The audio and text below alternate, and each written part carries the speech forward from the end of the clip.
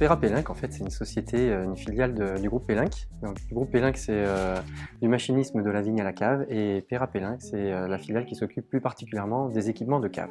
Et on conçoit, on fabrique, on installe et on maintient des équipements de cave, depuis les plus petites caves avec des équipements assez simples jusqu'à des caves industrielles qui nécessitent tout un service et toute une chaîne de valeur et d'expertise. On essaye toujours bien sûr d'innover, et le but d'innover, c'est que ce soit au bénéfice de nos clients et que nos clients puissent être plus performants et avoir des vins de meilleure qualité et à des prix marché. Les bureaux d'études, que ce soit des bureaux d'études pour concevoir des caves sur mesure ou de la R&D, recherche et développement pour des nouveaux produits, c'est environ 10% de notre effectif. Nous avons développé des pressoirs continus, maintenant on est sur des pressoirs pneumatiques depuis une trentaine d'années.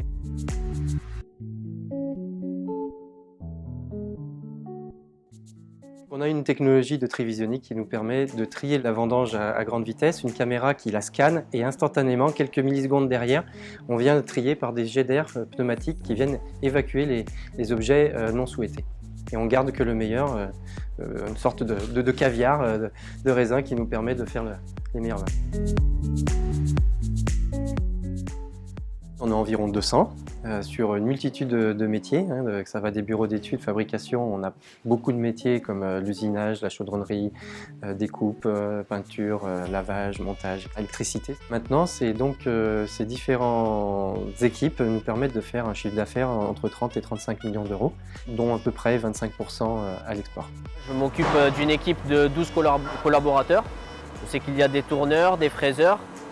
Je forme un peu les nouvelles recrues, j'aide, je contrôle un peu aussi les produits finis. Je gère en amont la fabrication du matériel.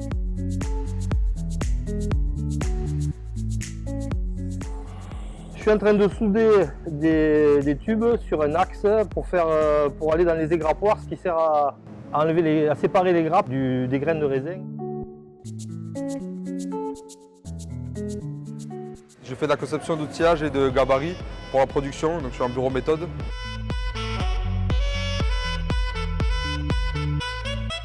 là, j'ai créé un support pour une palette qui me permet de transporter ces couronnes là, en toute sécurité.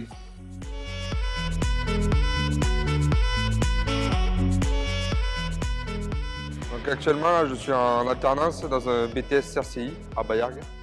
C'est la 5e année que je suis ici.